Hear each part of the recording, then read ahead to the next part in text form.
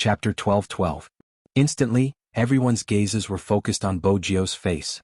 Bojo didn't say anything. She flicked the rope around her ankle, her lips moving slightly. "All right." It was a single word, languid, but it was very straightforward. "Then we won't be afraid." Noisy noises rang out again. After knowing that Chinamo was participating, the group of burly men's goal changed from getting the prize to reaching their destination before their boss. After all, they were newbies just like number 10. Their speed was similar. The difference in time was probably on the road. It wasn't just them, even Hunter was raring to go. Wolf swept him a glance but didn't say a word. Magician tilted his head. "Trust me, you'll be tortured badly." "Boss isn't going to make a move. Are you implying that I will lose to a newbie?" Hunter wasn't convinced. Wolf didn't speak, but the moment he did, it was a stab to his heart. "You have already lost to number 10 once, no, twice." Hunter froze on the spot. He didn't even know about his dark history. "Wolf, serves you right for not being able to find a girlfriend." Magician patted his shoulder, his words hitting the nail on the head. "Would boss participate in something he isn't confident about?" Hunter retracted his leg, which was about to form a team. Thus, the Crown Prince was once again abandoned. This was the first time he felt that life in the military wasn't so friendly. He just wanted to form a team and get an award. Why was it so difficult? All the games for the competition had been prepared. There would be 20 teams set off at once and the winner would be decided by the timer. Bojio and the Almighty were in the first batch. Basically, the entire military was pinning their hopes on the other 19 teams. Their slogan was, "Don't let Team Chin advance." Chinamo was nonchalant, stuffing a hand into his pocket. He glanced over and leaned over, whispering into Bojio's ear, "This time I can only let my girlfriend lead me to victory." His voice was low, the others couldn't hear him but Bojio was close enough to hear him clearly. She coughed lightly but didn't say anything. Chinamo raised his eyebrows. He wanted to say something, but when he saw the faint smile on her lips when she lowered her lids, he smiled too. There was no physical contact between the two of them, nor was there any eye contact. One of them was looking up at the sky, while the other was doing the final touches with his eyes lowered. Yet even so, the scene exuded a sweet fragrance. Perhaps it was because the two of them were good-looking. When they smiled, one could feel the faint throbbing of a young girl's heart. The other teams thought that boss was giving number 10 some kind of strategy. Everyone was very nervous. After all, even if the boss didn't personally make a move, he still had to be on guard against him.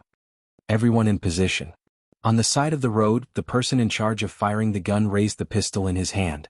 The 19 teams collectively stood on the line to advance. They gave it their all because they felt that they couldn't be careless when facing the boss. Only Bojio's deep gaze swept past the road, landing on the finishing line not far away. The moment he heard the sound, all the squads rushed out. Bojio and the others were no exception. But the method that the two of them used was obviously beyond the predictions of the other teams. They didn't know how they were overtaken, but the two figures had already swept past them. The squads that were overtaken widened their eyes. After a moment of daze, they hurriedly followed. But it was too fast. Rather than calling it fast, it was more like a form of tacit understanding that had been formed for a long time. But how could the two of them have such tacit understanding? Just as everyone was filled with questions. The youngster's body tilted to the left, avoiding the obstacle at the side. Many of them forgot about the hidden trap at their feet when they wanted to speed up. Up until now, the 20 teams had basically been divided into 3 groups based on speed. Bojio's position wasn't very advantageous. The slower teams would definitely block their vision. But every time they took a precise step forward, they would land on the same spot. When Bojio took a step forward with her left leg, Chinamo took a step forward with his right leg. It was as though the thread that was tied to their legs didn't exist. But this time, the goal of the other teams was to prevent their boss from winning. Hence, everyone would definitely think of a way to stop Chinamo and Bojio. For example, blocking their line of sight. In such a competition where time was measured by seconds and minutes, it was crucial. Even Hunter felt that their boss's team was in danger. Unexpectedly, when he glanced sideways, he saw Ten's eyes. They were extremely dark, completely different from the youngster's usual appearance. His gaze was extremely serious, just like a wolf, his eyes reflecting every movement around him. The youngster frowned, probably because he couldn't find a way out. The next second, her waist was hugged. Bojio felt as though she was lifted into the air. When her chin touched the Almighty's chest, her heart skipped a beat. Hunter and the others were dumbfounded. What was going on? Hug, hug, hug. In front of so many people. It was indeed a hug. It was still Chinamo, but he was faster. The moment he lifted Bojio up to avoid the blind spot, he placed her down the next second. But he didn't remove his hand from her waist. The next moment, the Almighty used his height and long legs to catch up to the other 5 teams. Bojio could still smell his scent. She mimicked him and hugged his waist. The soldiers didn't think much of it. They only said, F***ck, boss is really willing to do anything to win. Hunter and Magician glanced at each other before glancing up. Boss definitely didn't do it just to win. Was there a need to hug him just now? He could have used other methods to avoid it. Boss didn't need to reveal his masculinity, he was doing it on purpose. The others who were fixated on winning wouldn't be able to see it. 3 teams had reached the finish line. Now they just needed to dismantle and reassemble the guns. Boss wasn't here yet, they were likely to win. Everyone lowered their heads and looked at the guns in their hands. The most important thing when disassembling a gun was to familiarize yourself with the model of the gun. Only then would you know how to disassemble it and reassemble it in the shortest time possible. Team 1 had a professional in charge of this aspect. The other couldn't speak and could only watch from the side. 3 seconds after the 3 teams reached the finish line. Kacha. Chapter 12:13. When that sound was heard, it meant that Bojio's team had fallen behind. The people standing at the side felt that they were close to winning. After all, disassembling and assembling a gun was a battle of time. Once their boss's team fell behind, it would be hard for them to catch up. But in the next second they were completely stunned. It was because of what the youngster had done after reaching her goal. That youngster didn't even look at the gun. Instead, she picked up the gun from the table and disassembled it. Her tilted face and tall nose made her look mysterious. For some reason, that was the feeling that the recruits had in that instant. They were stunned. She didn't even look at the gun and disassembled it? Some of the veterans didn't have such a huge reaction. After all, they couldn't rule out the possibility that this was the model that the youngster was used to. This number 10 was from the army. It wasn't strange that he would come into contact with old guns like the 77. But very quickly that thought disappeared. It was because of the youngster's hand speed.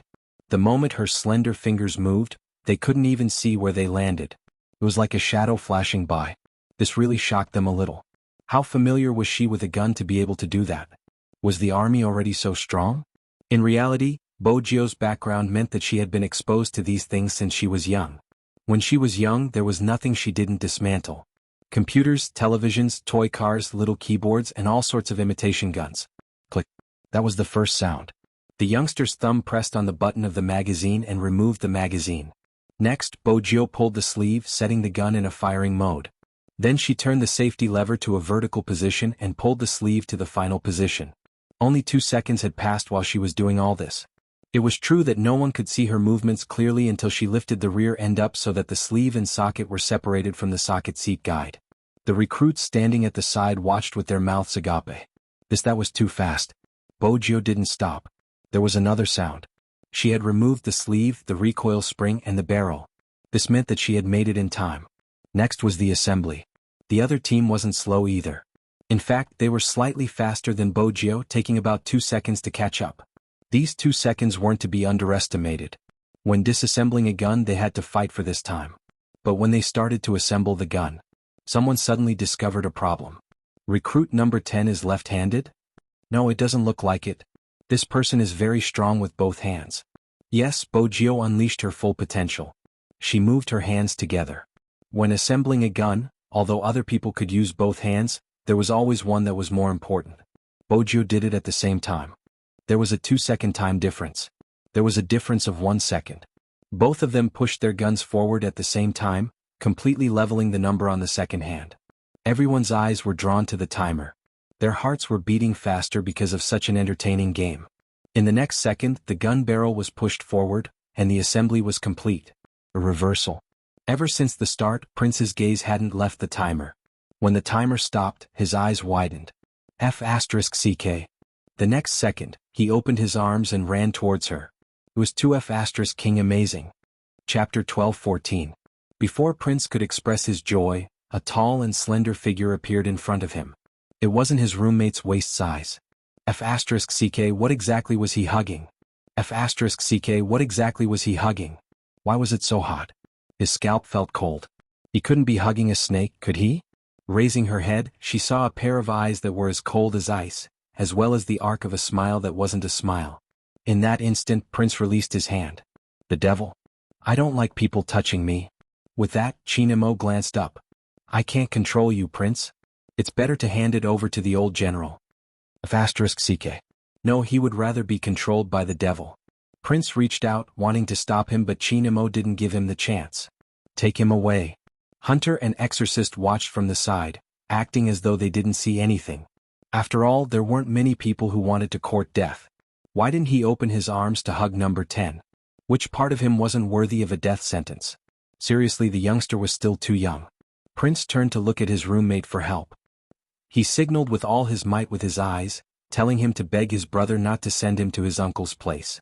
The youngster walked towards him and asked, "Did you carry the boss with that hand?" Prince thought to himself, "I want to hug you and celebrate your victory." Bojio arched a brow and repeated, "Which hand?" Prince was stunned by the aura. He raised both his hands in the air. Bojio scoffed and turned to report, "Captain Qin, I suggest the old general to teach my roommate some etiquette. His hands can be punished at the right time." Prince. No, this wasn't what he had imagined. Was his roommate such a disloyal person? It was fine if he didn't help him, but why did he give such a suggestion? What did he do wrong just now? He had hugged the devil's waist by mistake. Wait a minute. Don't tell me that you're jealous because I hugged your brother? *CK sugar daddy. How old are you?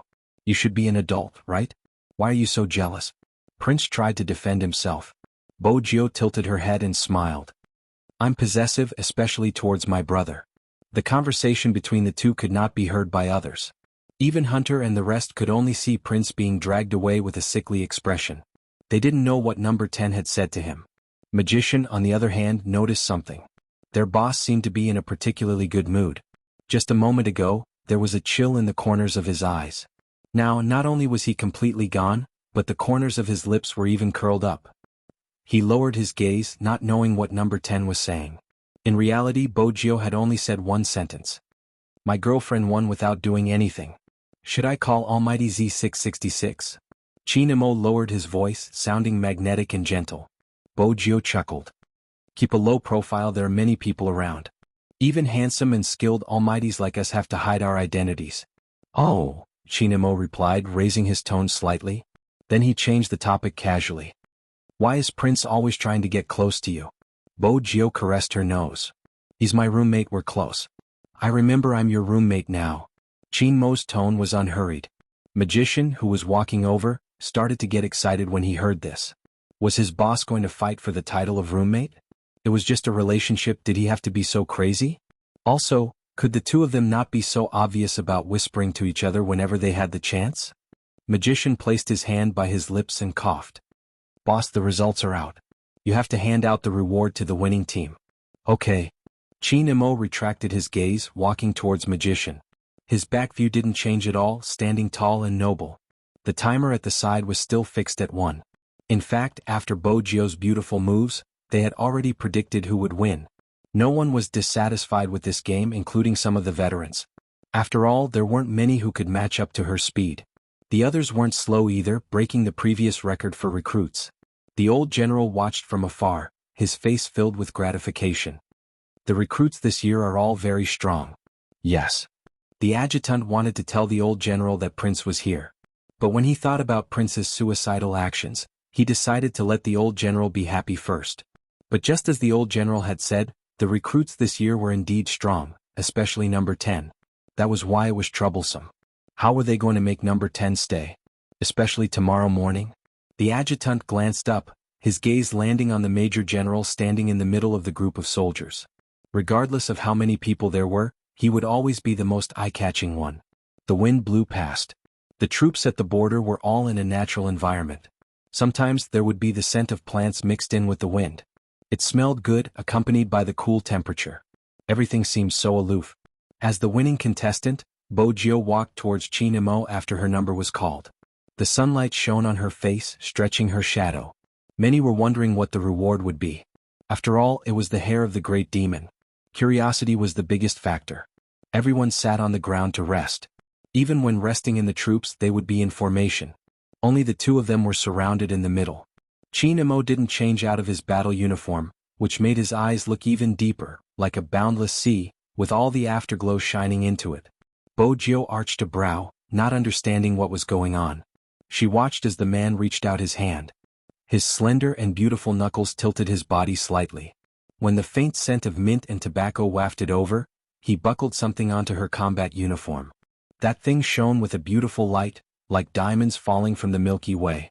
It was indescribably low-key. It was a mark.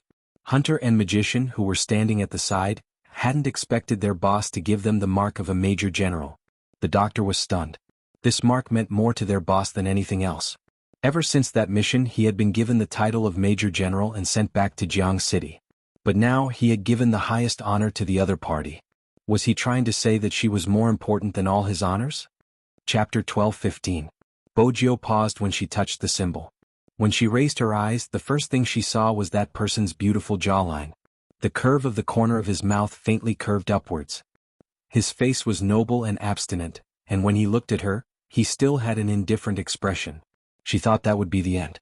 Unexpectedly, Chinamo opened his arms and leaned forward to give her a hug. Then he said, "I hope you can become an outstanding soldier in the People's Liberation Army and protect the people you want to protect." The hug ended as quickly as it came. The onlookers didn't think much of it. At most, it was because of her outstanding performance. But when Bojiu stood there and looked at the person in front of her, her heart seemed to be filled with something. Her fingers caressed the symbol on the uniform, even her palms were burning. Countless cheers rang in her ears. It was as though they had graduated. The training period was indeed coming to an end. Tomorrow was the last day. After tomorrow they would either go on a mission or return to their original unit. In order to pass the test with overall results. That day it was the 5th time Bojiu opened and folded the blanket. She continued until night time. Chinamo came back after the meeting. He leaned against the door frame and watched her for a few seconds. Then he walked over and pressed her hand on the military blanket. "Press here." After guiding her, Chinamo didn't stay any longer. He pinched her face. "What do you want to eat?" "Meat." Bojiu smiled lazily, leaning over to ask for a kiss. Chinamo reached out and pushed her away. "I'm sweaty, I'm going to take a shower." "All right." She didn't manage to kiss him, but she would be able to admire the handsome man in the shower later. "That wasn't bad." Bojiu whistled. Chinamo chuckled. He pushed open the bathroom door and turned on the shower. Then he pressed down on his Bluetooth earpiece. "At 1 a.m. Team A will set off. Gather the people at the last minute. Be quiet and quick." "Yes." "Yes." "Got it." A few sounds were heard. Chinamo threw his uniform to the side. He stood tall and straight under the shower head. After his black hair was wet, the steam rose into the air. Chinmo's shower was longer than usual, probably because he had something on his mind. When he came out, he saw the young man sitting on a wooden chair with his head lowered, fiddling with something. His waistline was elongated and his fair skin was somewhat alluring. Chinamo paused for a moment. When he walked over, he reached out and held her waist. Bojiu stilled for 2 seconds and was about to speak. Chinamo was one step ahead of her. He pulled her back and placed her on the bed. "What are you doing?" The voice was very close and even the breath was close. The scent of the shower gel and the faint scent of mint hit her face as he moved. Bojiu avoided the irresistible breath, unable to control her heartbeat. "I'm returning the favor." "What did you want to give me previously?" Chinmo's fingers touched her lips. Bojiu tried her best to ignore the numbness. The moment the words "electronic car" left her mouth, his hand had already reached under her clothes, the warmth of his palm burning the girl's fair skin. Bojiu trembled, her eyes widening. The numbness was too sudden, passing through her tailbone and spreading to her limbs. Outside, they were in the military after all. Bojiu had to be cautious. "There's no one." When Chinamo said this, he lowered his head and kissed her lips. The sweet breath in his nose made his gaze deepen. Bojiu closed her eyes, her trembling lashes tinged with red. It was as though fireworks had exploded in her mind. Her mind couldn't think of anything else. It was as though her body would burn the moment she heard his breathing. He would stop at this moment every time. After all, the location wasn't right. But today he didn't seem to have any intention of stopping. Bojiu opened her eyes in the darkness, pressing his hand. "Brother Mo, we're in the military. The military allows us to consummate our marriage." He looked at her, his eyes as dark as the night. When her waist was held, the youngster's neck stretched out. Perhaps she didn't realize how alluring she was. But in Chinmo's eyes, he couldn't control himself anymore. He reached his hand in again, the youngster's uniform rolled to the perfect position. The smooth skin under his palm made it impossible for him to retract his hand. He couldn't help but pull her back. In that instant, Bojio could only hear her own heartbeat. It was deafening. Her body temperature had long gone out of control. In the end, he carried her up, rubbing her until her entire body softened, a certain part of her body turning numb. The wind outside surged in, blowing the curtains. In the darkness, the temperature continued to rise without anyone noticing. On the other side, Prince couldn't understand why he was made to stay. He had never seen his uncle in such a manner, looking at him with a gaze filled with pride and something else. "You've passed the test." That was the old general's first sentence. Prince was stunned for a second before jumping up. "That's not right, isn't there an overall score tomorrow? Did you really think that you were chosen randomly?" The old general glanced at his nephew. "Before you came in, the assessment period had already begun. Tomorrow's comprehensive score is just a cover for the start of this operation." Prince patted his head. "Uncle, wait, let me think." "There's no need to think." Wolf walked in from outside, his gaze faint. Prince thought he would give him a reason. Wolf only replied, "You won't be able to think it through." "Prince, did I pass the test myself?" Prince asked in a roundabout manner. Wolf glanced at him. "There are a few more, each of them was informed individually. Now that you know, pack up and follow me to the gathering point." When Prince heard this, he didn't have to worry anymore. Since there were only a few people, Little Hay would definitely be one of them. Time trickled by slowly. As the night deepened, the troops fell into a slight silence. The chirping of the insects came one after another. The cold moonlight shone on the side of the bed. Chinamo was bending over, one knee on the ground, his fingers caressing a certain someone's face. Then he leaned over. His kiss was light, leaving almost no traces. Chapter 12:16. The darkness of the night grew thicker. In the ungoverned area thousands of miles away, Kawang's eyes dimmed. Almost everyone knew that the mercenaries were supposed to be back at this time, but they hadn't returned. They couldn't even contact them. Very quickly, Kawang found the answer. The other party had purposely given him this answer, because the only place with internet access was the fact that his underlings had been captured alive by the Chinese soldiers. In their world, being captured alive was more humiliating than being shot dead. That wasn't all. The news that came back made Kawang's face sink. The entertainment industry's suppression and regulation made it more difficult for them to sell their goods. In addition, there was the phone call he had just received. "Kawang, seriously, it's not that I don't want to take your goods, but the limelight is too tight. You should do it yourself." The biggest supplier had stopped working with them. This made Kawang narrow his eyes. That person also said to him, "I think you've been targeted by the people over there. Do you want to find a way to hide?" "Hide." Kawang only said one word before ending the call. He smiled slowly and raised his hand, smashing the phone onto the ground, shattering into pieces. A faint blood-red color appeared in his eyes. Coupled with the white coat he was wearing, it would only make people feel a chill from the bottom of their hearts. He glanced up at the people beside him. "Do you think I, Kawang, need to hide?" Of course not. It wasn't just that he didn't need to. If those people wanted to find him, it wouldn't be easy for them to do so. Looking around, no one could catch Kawang. "Fanjia, make a trip to the school and organize an adventure. Get them to collect the prize money I've prepared for them." Kawang glanced down at his white-gloved hands. Fanjia chuckled lightly. "Master, you don't have to go through so much trouble. Even if there's no prize money, they will come just by saying that it's an adventure. It's true that there's a prize money." Kawang placed his hands down. "The more foolish a person is, the more attention they will get. Which person doesn't want attention now? The more attention they get, the more satisfaction they will get. Remember, even though a pretty flower can control people, spiritual food can easily captivate them. As long as you can get them attention, they won't care if they snatch other people's things.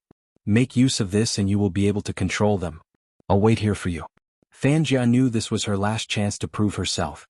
She couldn't find a useless person no matter how hard she tried. Hence, she could only act at the school.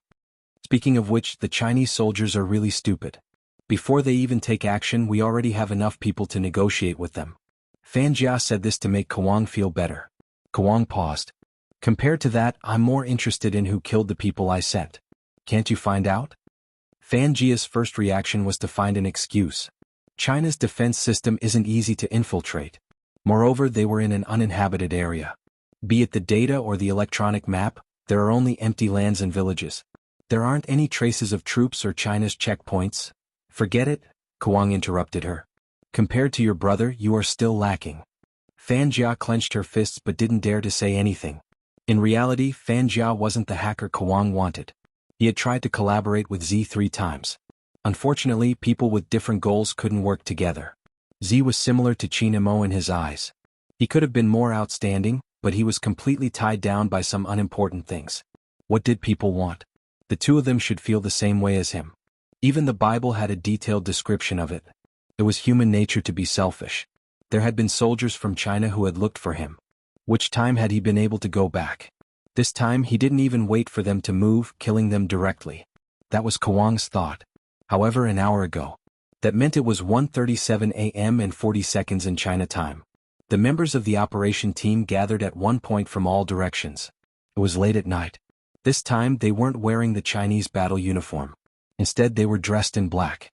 Their masks, gloves, and even their backpacks were all black.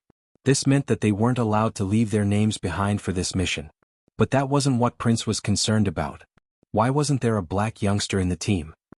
He widened his eyes in confusion and wanted to ask a question, but was pulled back by Wolf Fong. At this moment, Prince finally saw the tall and slender figure. He seemed to have arrived earlier than them. He stood under the military plane with one hand stuffed into his pocket. His black hair was messy and cold from the wind from the propeller. "Are you ready?" This was the first thing he said, and it sounded like a normal military drill. But everyone knew this wasn't a military drill. They were really going to take action. "Reporting, we're ready." Prince listened to the voices around him. For some reason his chest felt warm. He wanted to ask Little Blackie where he was. Why wasn't Little Blackie around when there was a stranger? He had always assumed that they would be working together. Chinmo's dark gaze shifted over, his voice calm as he asked, "What about you?" Prince opened his mouth, feeling the pressure. Chinmo didn't seem to have the time to look at him. He turned and opened the cabin door.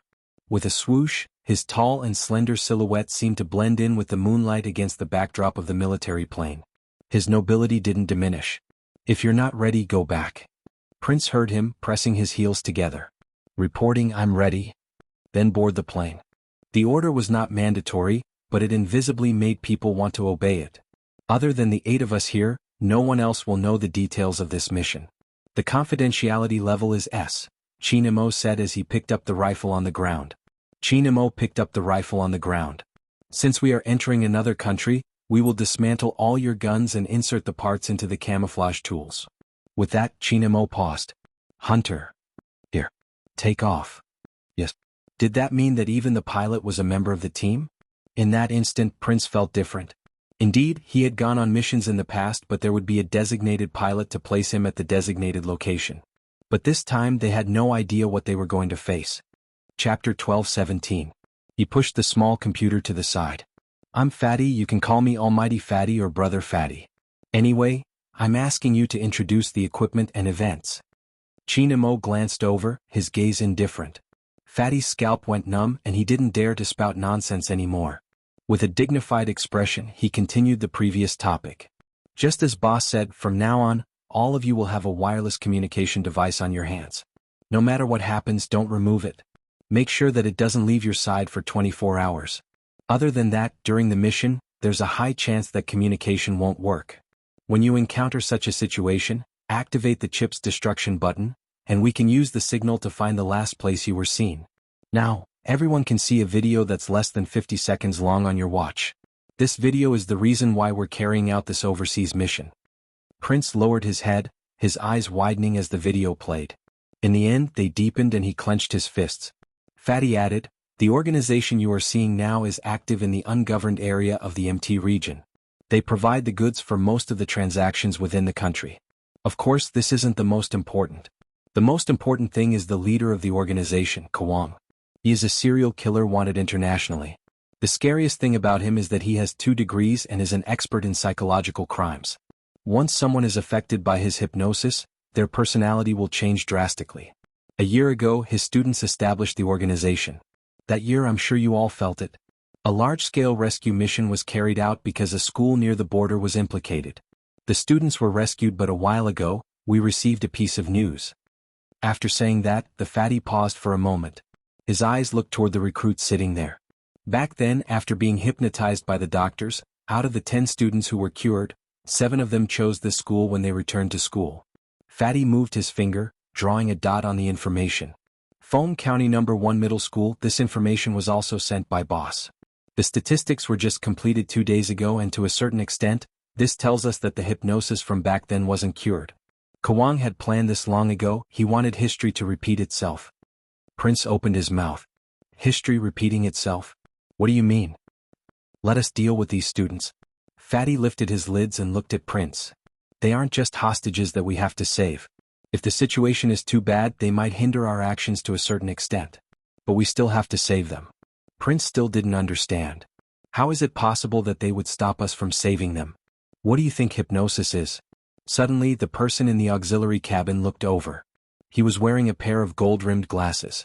Only then did Prince realize that the person in the auxiliary cabin was actually a doctor from the infirmary. Even the doctors were part of the action team? None of the recruits had thought of this. After all, in their eyes, the doctor had never participated in training, and he looked so gentle that he didn't look like the kind of person who could go on missions abroad. There was only one word that people could think of: harmless. Chapter 12:18. He took a closer look. Among the people sitting there were a few who seemed to be soldiers who had gone on a mission outside the country. Prince glanced at himself before turning to look at Fatty, who was fiddling with the electronic equipment. In the end, his gaze landed on Xianxia. Xianxia seemed to have entered the wrong profession. Could it be? Suddenly, Prince seemed to have figured something out. Could this be the reason why they were chosen? He suddenly recalled his uncle's words. They weren't chosen randomly, it was just that after some observation they weren't sure.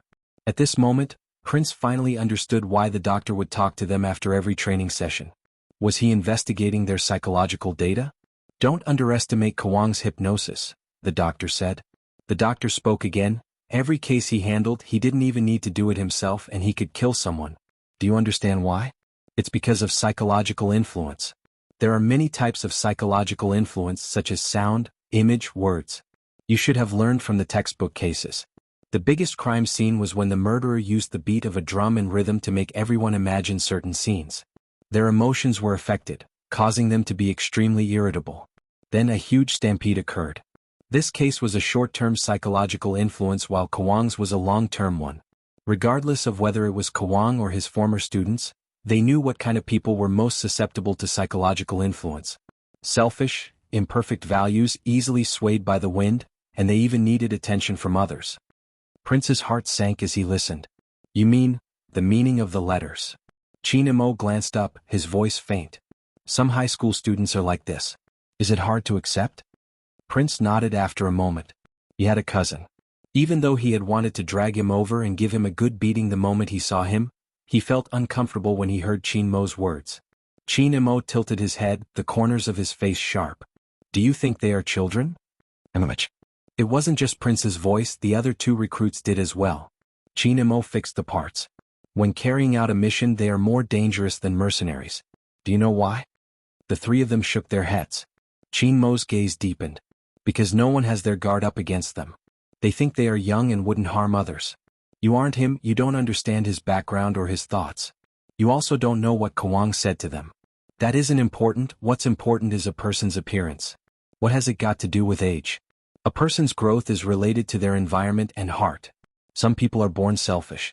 As long as they could attract the attention of others, they didn't care if they harmed others when they were doing it. They needed this kind of attention. The younger a person was, the more unrestrained he was, and the more unscrupulous he was. It was true that the strong bullied the weak in this world, but what was the scariest was that he was poor, young, and didn't know anything, so if he made a mistake he had to be forgiven. If he didn't forgive him, he would be overbearing. Even if he killed someone, he would be the most pitiful one. You had to face such a child. If such a child turned around and stabbed you after you saved him, how would you deal with him then? Prince's back trembled. He didn't know how to reply. Chapter 12:19. Prince sat up straight. Isn't that a little too scary? He couldn't agree with the devil on certain points. He really couldn't agree with him, he was still siding with his cousin.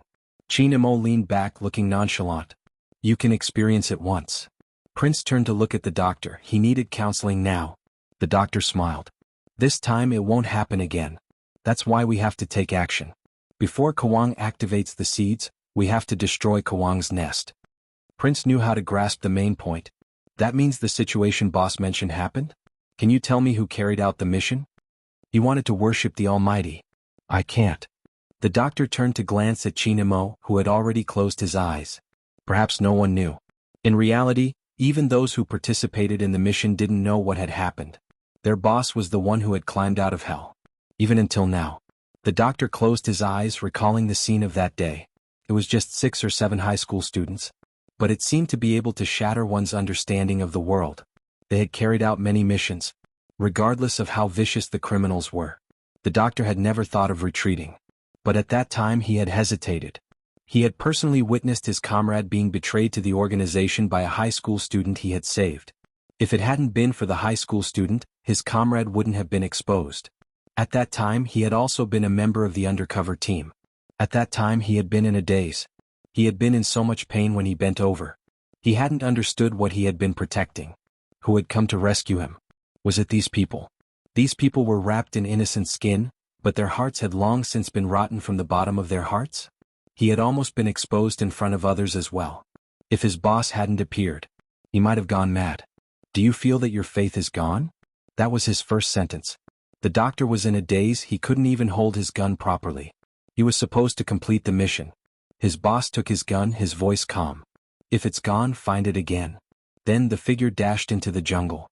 When his boss appeared again, the mission was completed. He had paid the price of hypnosis. Even until this day, when she woke up in the middle of the night, he would ask himself, is it worth it? Until the boss came back. Only then did he understand what it meant to find faith again if you don't have it. Many years ago, a man stood in the sun and asked him if he wanted to join the army. That was his childhood friend, the comrade who had sacrificed himself. That day had finally arrived. In his most youthful years he raised his right hand and faced the red flag. The scattered light shone on his face and even his eyes were bright. I will bravely face all hardships and dangers, whether it is training or actual combat. No matter what kind of danger I face, I will remain calm and kill the enemy bravely. No matter what happens, I will remember my oath. I am willing to be a model soldier and will never give in. If necessary, I will sacrifice myself for the country. If necessary, leave the last bullet for me. Chapter 12:20. The night sky disappeared into the thick clouds along with the plane. The sky outside started to brighten up. It was still a little pale and the north wind blew in through the window. The youngster under the blanket moved. She reached her hand out, probably wanting to touch the person beside her.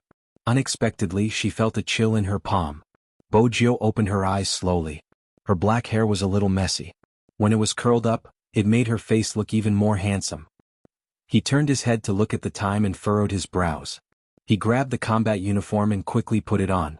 She hadn't forgotten that there would be a comprehensive evaluation today. This meant that there would be a military demonstration against Do. Was it because of this that the Almighty's name was so high? Bojio thought about it as she brushed her teeth. Just then the whistle sounded outside. She turned and looked at the height of the second floor. She didn't go down. Instead, she grabbed her jacket and put it on. Then she jumped down against the wind. The hem of her jacket could still be vaguely seen. He landed on the ground beautifully and ran a few steps forward. Very quickly he regrouped. Someone started to assign missions. They were divided into a few small teams. They were still fighting in the jungle. But this time it wasn't just the new recruits. There were also veterans from the original team. Bojio's standing posture was very standard. But when she glanced at the captain who gave the orders, she looked over.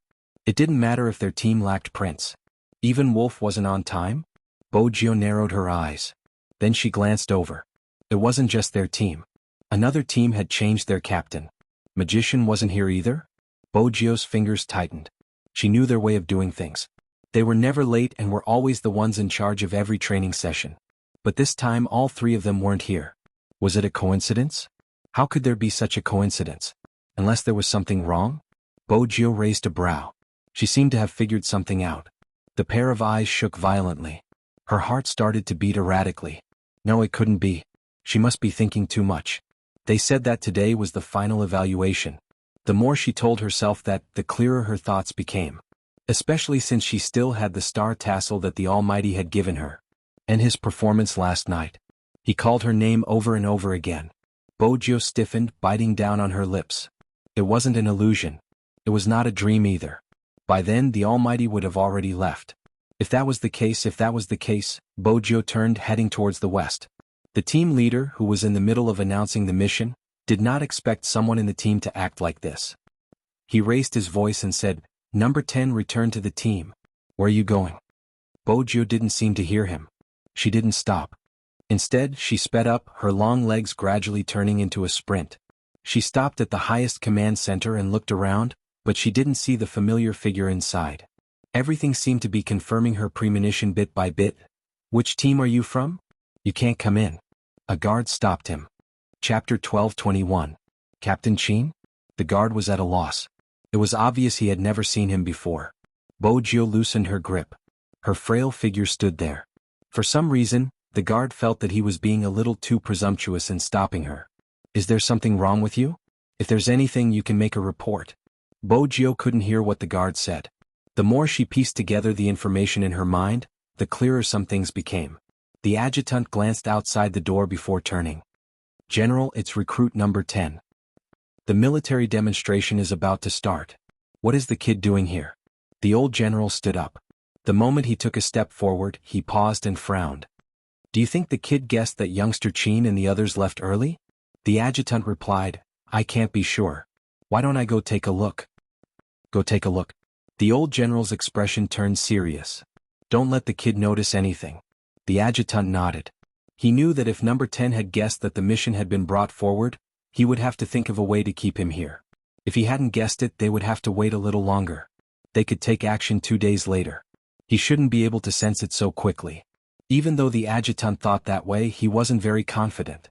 When he walked out, Bojio walked over with her long legs. The adjutant asked his men to watch the youngster's actions. His heart was in his throat. Then he received news that the youngster had gone to participate in the military demonstration.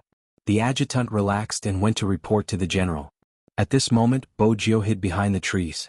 Without anyone noticing, she turned her body and took off the communication earpiece that was given to the recruits. That was an indispensable part of any military demonstration. At this moment, Bojio took it off because she sensed that someone was watching her. Hence, she didn't show any difference. Instead, she quickly returned to the team and sneaked into the forest. But the next moment, Bojio glanced up and glanced at Bing. She took off her rifle and placed it at the side.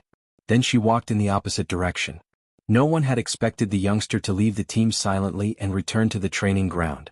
Even the old general received news that Bojio had entered the jungle. Logically speaking, at this point in time, the young man should not have appeared at the place where he had left in the beginning. But Bojio had indeed returned to the military camp. That wasn't all. Without her rifle, she moved extremely quickly. She was dressed in her military uniform and glided across the training ground. She held onto the railing with one hand and leaped over the training ground, heading straight for the Lamborghini parked under the tree. Bojio's voice was raspy, but she moved quickly. She pulled the car door open and said, "Unlock." After spending a few days together, Xianxia had already given up hope that its master would drive it away. After the intelligence system was activated, its voice sounded. "Okay, master, you can start your lovey-dovey mode. This time, I will definitely be a qualified listener." As a car that could understand human language, what else could it do? Instead of choosing to be destroyed, it would rather happily accept the fact that its master had been bewitched by the demon. But what Xianxia didn't expect was, this time, Bojio didn't support her chin with one hand on the steering wheel and smile faintly like the previous 2 times. Instead, she turned her head and pulled on the seatbelt. The face in the rear mirror was handsome and exuding a dark aura. Fuel level detection. In that instant, the atmosphere in the car changed. Even though he didn't know why. But Xianxia knew that its master was going to drive it away. The system said, 80% fuel, can drive for more than 200 kilometers. Connect to the network communication device, Bojio said as she adjusted the settings. The intelligent navigation system showed a 3-dimensional image. Network connection completed. Import the driving memory and find the weakest line of defense. Bojio's eyes lit up. Navigation completed. Go straight in the 9 o'clock direction, Little Hay said. Bojio turned her right hand and swung her tail beautifully. She didn't waste any time as she sped along the route. The top-notch sports car with smooth lines seemed to have returned to its original form. It wasn't just a car that was parked in the military camp for people to view. Bat's speed was one of the fastest in the world. Everyone who loved cars knew that. That was because no one had expected someone to be able to start Qin Mo's sports car. It was already too late by the time the garrison troops realized it. Moreover, most of their attention was on the military exercise. Hence, no one knew that Bojio had driven out of the military camp. When the old general heard the news, the phone rang. The person on the other end of the line spoke slowly.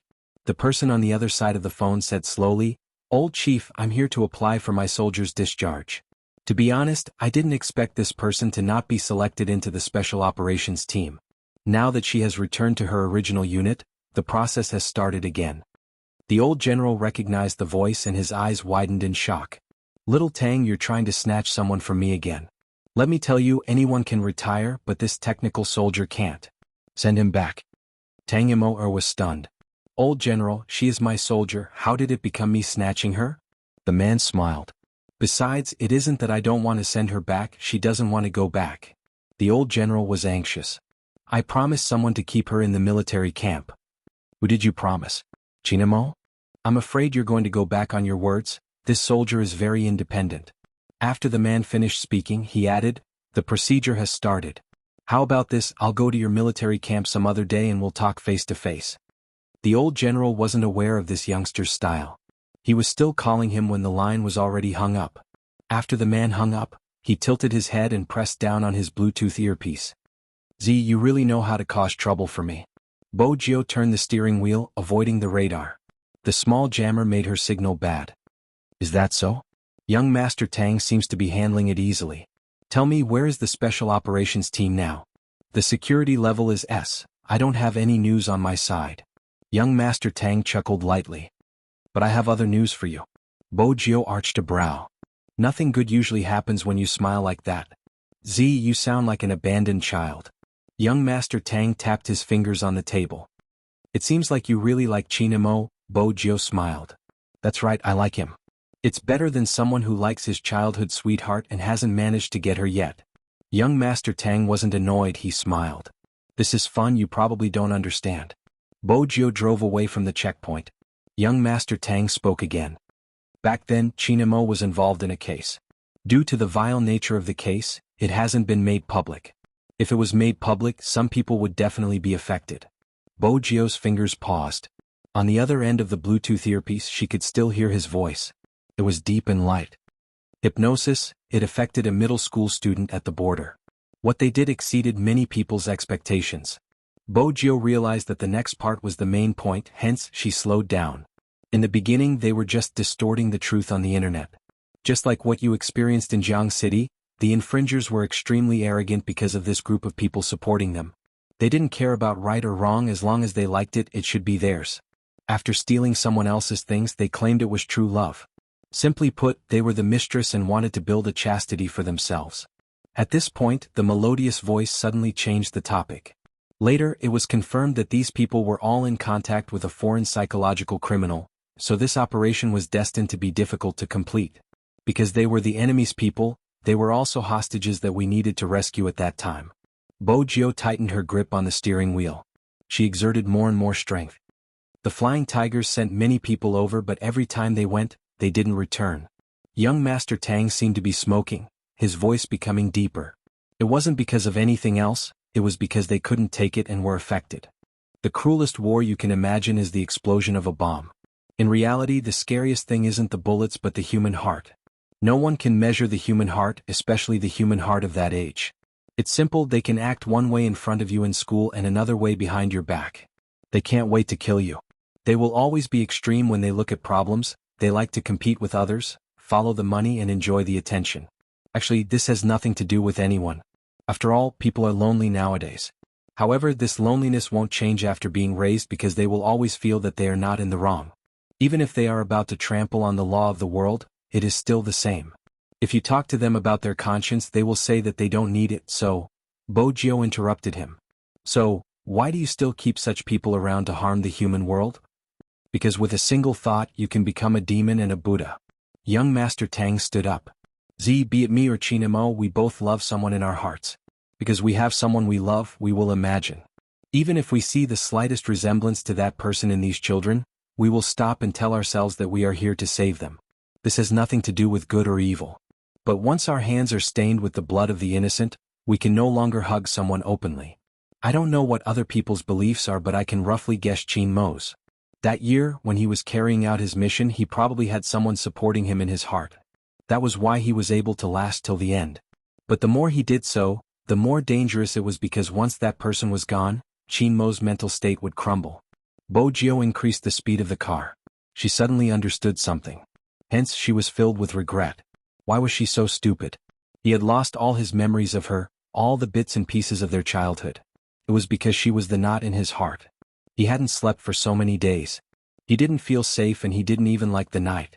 Was it because in his subconscious mind she was gone? Little Bojio, listen carefully. Now that you have spent money to buy me, you can't be half-hearted in the future.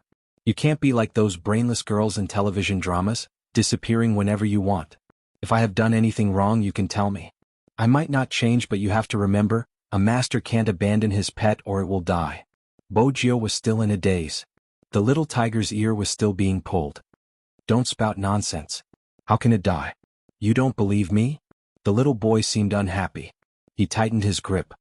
How did the cat on the street die? Bojio paused. Didn't it starve to death? Why did it starve to death? Was it abandoned by its master?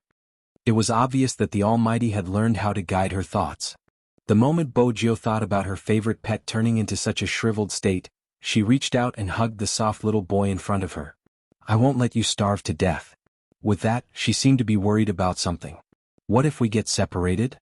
Even if we're separated, I'll be waiting for you at the place you're most interested in. Other than playing games, dismantling keyboards and eating, what else can you do? He glanced at her coldly. Also, tell me, why did we get separated? Bojio's round eyes kept turning. She reached out to caress his face. It was just an example. Don't use such an example in the future. He allowed her to fool around. He was dressed like a little prince and there was a faint smile on his lips. Idiot. She was indeed an idiot. She hadn't done a single thing she had promised him. But he had done everything he had promised. Even if he had lost all his memories of her. She should have found him earlier. Actually, it wasn't that she hadn't looked for him. After being separated for 3 years, she had gone. She hadn't been old, but at that time, she had understood what was black and what was white. She had always said that she had things she wanted to do. Hence, she had chosen herself over what she wanted to do in him. But he had his own righteous path. He had never thought of letting go of her. She thought that she would never turn completely black. Because she had understood a principle. She had never been alone. He could understand those who couldn't be understood by others. He could tolerate those who couldn't be tolerated by others. That person had always been standing at the place they had agreed on. He had never left. She was the one who had lost him.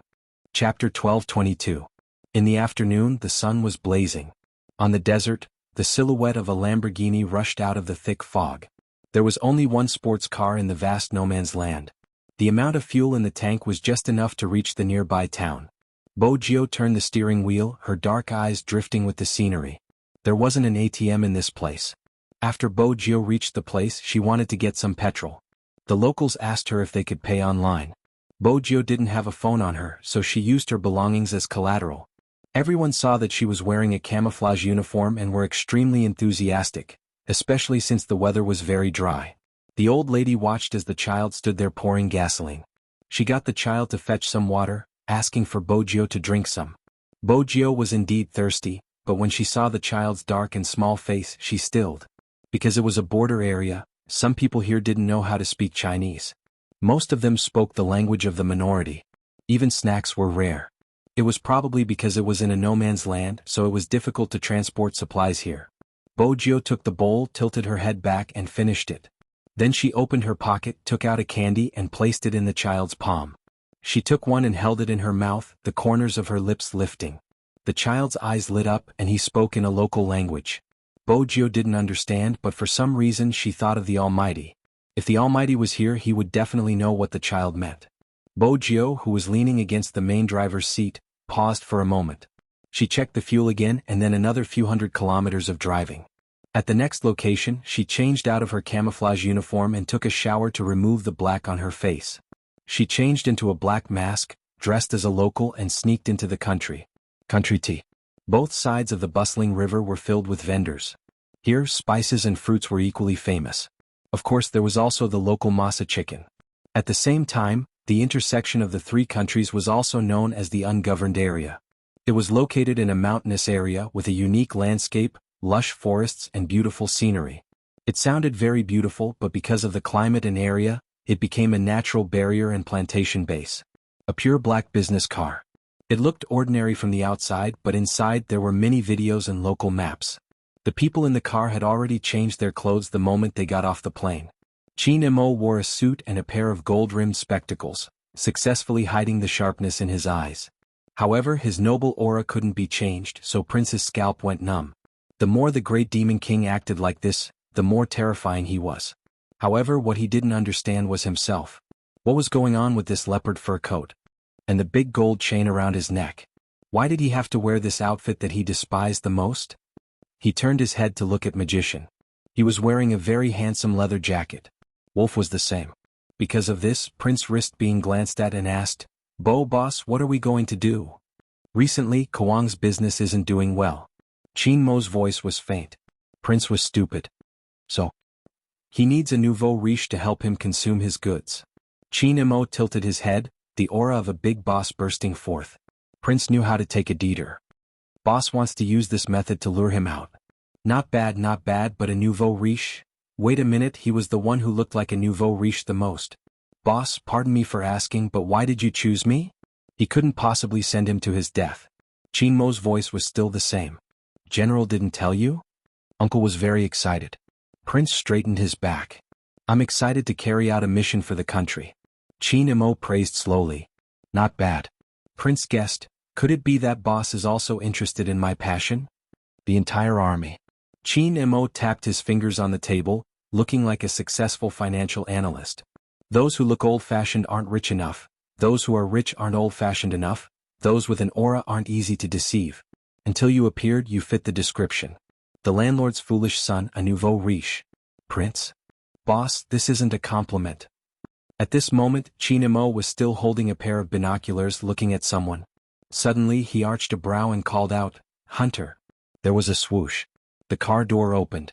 Hunter was like a bolt of lightning, rushing to a shop and grabbing a man who was counting money with his head lowered. He put a black plastic bag over him and dragged him into the car. The man was still shouting, but he couldn't make a sound. The moment he got into the car door closed. Then there was the sound of the car starting. The man couldn't see anything and spoke in Burmese. He wanted to remove the thing on his head, but he realized that he couldn't move at all. Oh, don't you know who I am? How dare you kidnap me? Before he could finish his sentence, Qin Mo's long fingers pressed on the off button. Qin Mo's long fingers pressed on the close button, leaning back. Don't you know how to speak Chinese? Suddenly he heard that voice. The man didn't have much of a reaction since he hadn't thought about it that way. He scoffed and changed his tone. Who said I don't know how to speak? Who exactly are you? Why are you acting all mysterious? Who am I? Can't you tell? Qin Mo stretched out his hand slowly. It was a gun that was pressed against his forehead. The man woke up abruptly, licking his lips nervously. Impossible? How is that possible? Why don't you tell me why it's impossible? The voice became even clearer. The man fell back in fright. Young master. MMH. Qin Mo didn't deny it. The man's mind went blank. Strictly speaking, he was in the underworld, but on the other hand, he had once been Qin Mo's informant. He knew that as long as he was around, some big bosses wouldn't be able to achieve their goals. Moreover, he would give him a good price. But at the same time, his methods were also quite ruthless. The man wanted to run. Qin Mo allowed him to do as he pleased, his voice faint. I'll give you a chance to live. The man knelt down, not even removing the black plastic bag from his face. Young master, I really didn't know that giving you the wrong information would bring about such a bad outcome. I might not be a good person, but I have never thought of betraying my country, and I don't dare to think about it. Young master, you can take a look at my nationality. I haven't changed. You can take a look. Qin Mo swept him a glance. Since that's the case, you must have news about Kuang. The man paused, his eyes starting to turn. Qin Mo didn't give him any chance to think. I've said it before, I'm giving you a chance to live. The man trembled, the fear in his heart causing him to shrink back. I'll tell you everything, but I don't know much about young master. He is a strange person, he never shows his face, and everyone says that as long as they talk to him, they will be manipulated by him. Hence, hooligans like us definitely wouldn't be able to come into contact with such a person. But during this period of time, he has bought quite a number of guns. You can go over and take a look. Qin Mo tilted his head and cuffed the man.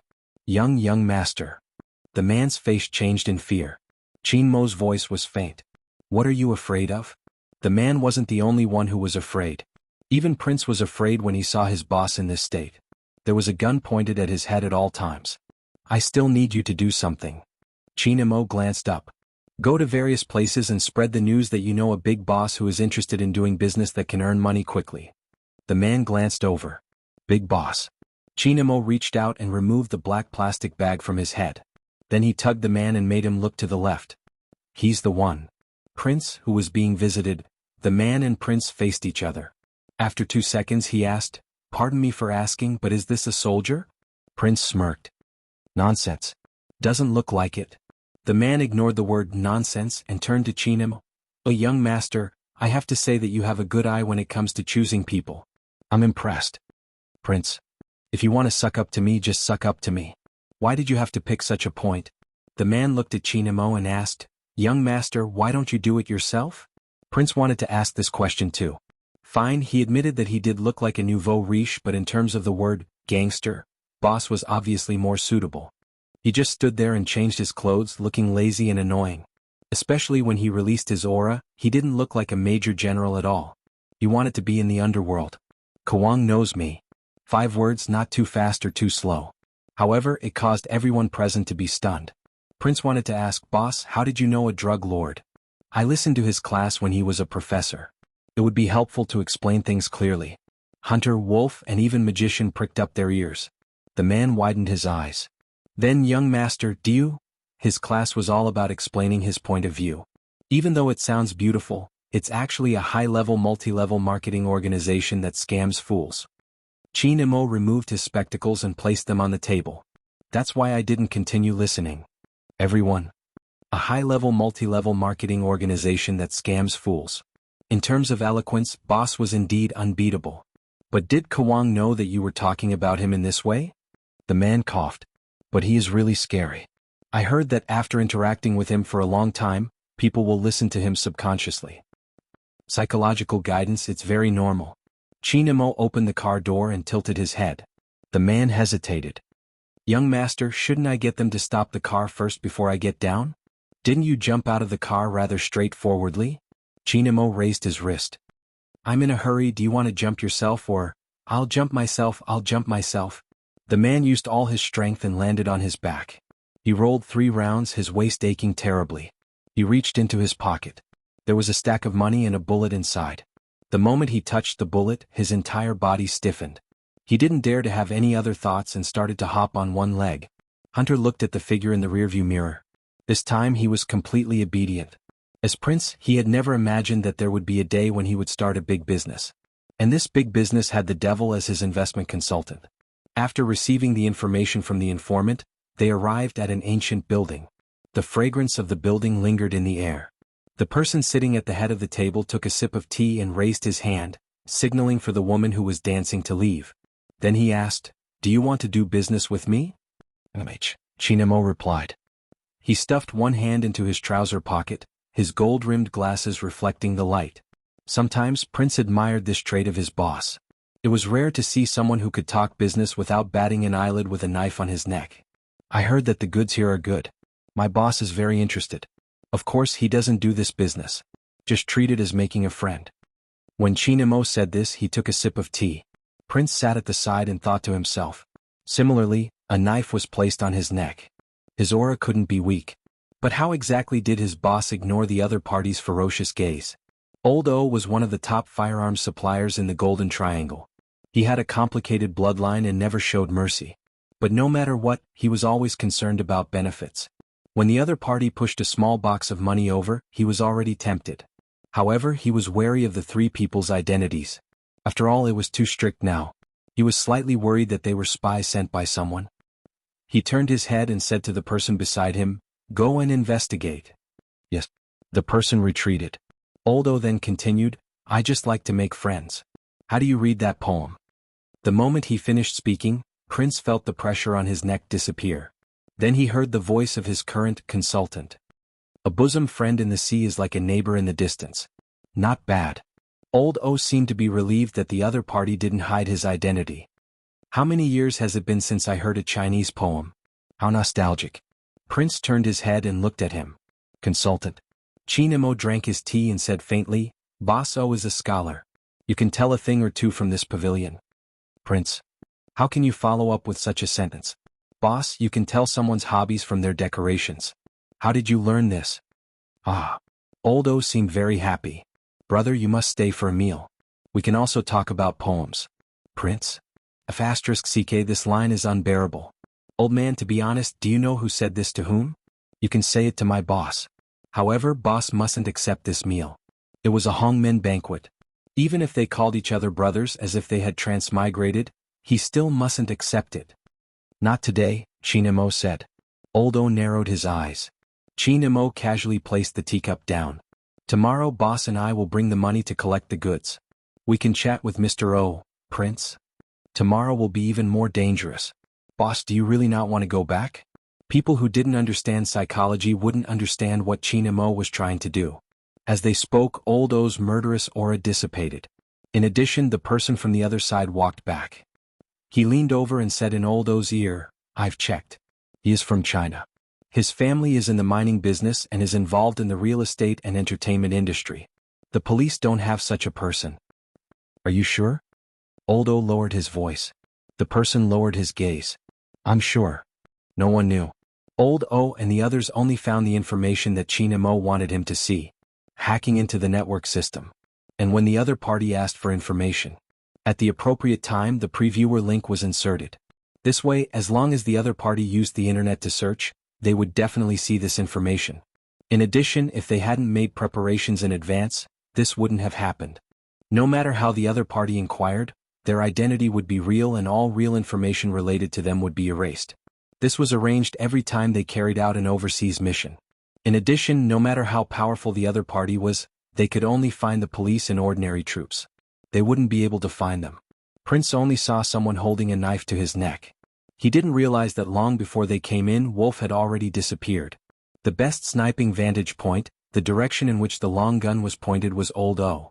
This was Chinmo's plan. As the prey, Old O didn't realize that he had fallen into the other party's trap. It was also because he believed in the information that when he looked at Chinemo again, it was as if he was looking at a big client. Brother, tell me the truth.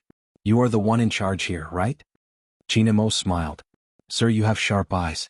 This time, as the consultant, I am indeed the one in charge. My main task is to guide little boss. It is rare to see a talent like brother, Old O continued. Prince felt that between the two of them, Old O and his boss were like old friends at first sight. His boss treating Old O was completely a trap. However, when would this old-fashioned way of chatting end? He really couldn't take it anymore. He had to admit that his boss was also a talent in this aspect. No matter what the other party said, he could maintain his composure. He was a top-notch talent. As they chatted, Old O couldn't stop talking. If his subordinate had someone like brother, it would be a blessing in his life. Prince. *CK. Did he think he was dead? How could he be so brazen in trying to poach him? At this moment his boss gave him a look. Prince knew it was time for him to appear. He directly brought out the side of him from before he joined the army. Not only was he sloppy, but he also loved to throw money. Although he didn't want to admit that he had done such a stupid thing in the past.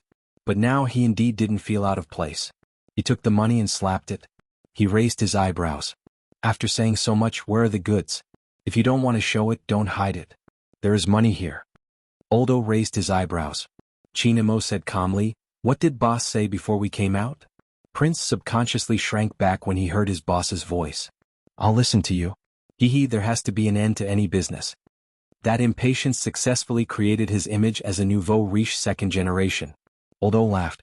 Since you are so straightforward, brother, bring the money tomorrow to collect the goods. But there is one thing you can't do in certain places. Chinemo put down the teacup again, his eyes moving. Prince paused for a moment before he understood. It was time for him to say his lines again. He crossed his legs and said, we're just here to buy some guns for fun. As for business, we're only interested in things that earn us money quickly. We're here to get the goods. Guns are just for our daily needs. Oh. It was obvious that in that instant Old O thought he had found out about some secret. After all, Chinemo, who was sitting at the side, frowned. Then he took the suit jacket that was draped over the wooden chair. His mood was still calm. Children don't know the rules. I hope sir won't take it to heart. Not at all. Who hasn't been young before? Old O smiled very amiably. He twirled the Buddha beads in his hands. Just by looking at him, no one would think that he dealt with guns. They would think that he was an old man who believed in Buddha. However, in such a place everyone worshipped Buddha. We will visit again tomorrow. This was Qin Mo's last sentence. This time when they left, Old O didn't feel anything was amiss. Instead, after they left, he turned his head and looked at the shadow. You heard everything? Of course. Hearing the sound, a person walked out. This person didn't look like someone to be trifled with. There was even a tattoo on his face. He was in charge of all the contact with the outside world. He called himself Scorpion and was currently Kwang's most trusted person. Old O took a sip of tea. It seems like the other party wants to do business with you. What do you think? We aren't sure of his identity yet. It's hard to say. Scorpion sat down, his fingers sliding across the blade. Old O arched a brow. You aren't sure of his identity? You heard it just now. My men have checked. He isn't from the police side. I will tell Wang about this. Scorpion stabbed the dagger on the wooden table. Let him analyze. If there is a problem with the other party and he is from China, we can use him as a sacrifice. When he heard the word China, Old O frowned. We are doing our own business. Why do we have to go against China? This isn't a wise move. Since we are talking about this topic, Wang asked me to ask you. Scorpion lowered his body. Why don't you expand your business to China? Wang also said that as a business partner, he will help you find a market. Since you're so stubborn, don't blame us for not protecting you if something happens. When he heard this sentence, the thugs beside him had already stood up with a swoosh. Scorpion laughed out loud. Think about it carefully. Who is the boss in the golden triangle now? Since the old man sitting in the middle didn't give any orders, the thugs didn't move. But Old O's voice rang out. There's no need to think about it. I won't do things that will bring about my own destruction. Moreover, you seem to have forgotten that I have Chinese blood in me. Scorpion narrowed his eyes and leaned back. I'm just joking. It's up to you if you don't want to expand your business. Let's see if that group of people is really stupid with money or if everything is just an act. At this moment, outside the small courtyard, 800 meters away, with a swoosh, Qin Mo closed the car door and loosened his tie. His voice was calm. Wolf, come down. Be careful when you leave. Yes. There was a communication device in the car. Prince was still immersed in his acting and couldn't pull himself out. In the end, he was stopped by Qin Mo's cold glare. Boss, do you think this Old O will sell the guns to China? Prince's worry wasn't without reason. Qin Mo threw his tie away. He dares. He released his aura completely, shocking everyone. Chapter 12:23. Swoosh. There was another sound of a car door opening. It was Wolf. After everyone was picked up, Hunter could finally relax. Magician asked, Boss, what are we going to do next? Show our faces at the market? There's no need. Qin Mo glanced up, his voice calm. When I was talking to Old Q just now, I had an unexpected gain. Unexpected gain? Prince was confused. What gain? Why didn't he know? Qin Mo glanced at Fatty's laptop, multitasking. The customers in the pavilion weren't just the two of us, there was another person. There was another person? Why didn't he see him? Qin Mo tapped on one of the messages. He would appear there at this time, but he didn't even come out. It must be him. Scorpion, all of Kwang's activities in the outside world are carried out by him, selling goods and purchasing guns. We were sitting in the pavilion for a long time, but he didn't appear. He should be observing us, Fatty. Yes. What's the situation on your side? Fatty removed his earpiece, a mischievous smile on his face. As expected, boss, the other party investigated you and Prince. All the traffic on my website came from him. What do you mean? Prince widened his eyes. They investigated me and boss? But on second thought, it was true that they would investigate. Prince hadn't expected their disguise to be so meticulous, but the other party hadn't let down their guard. Was this the difference between a country and a foreign country? If it hadn't been for his boss, one sentence would have been enough to make the other party raise their guns and keep them there. It seemed like he had to be more careful in his next actions. Fatty tapped on the keyboard and turned to Prince. It's easy to deal with this place, but Kwang's side isn't easy. Ordinary people wouldn't be able to see anything wrong with my website, but Kwang has a hacker under him. He might be able to see through it. Hence, we have to contact Scorpion as soon as possible and use him to break through the organization. Wait for him to contact us. In the end, Qin Mo was the one who decided the direction. Next, you just have to act your part as a rich second generation. Qin Mo closed his eyes after he finished speaking. Only then did they remember that ever since the troops had left, their boss hadn't rested for even a minute. To be able to deal with such a situation without any rest, he had dispelled their suspicions. He had to admit that the boss was really strong. On this day, everyone was talking about how rich the crown prince and his gang were. Many people want to do business with them.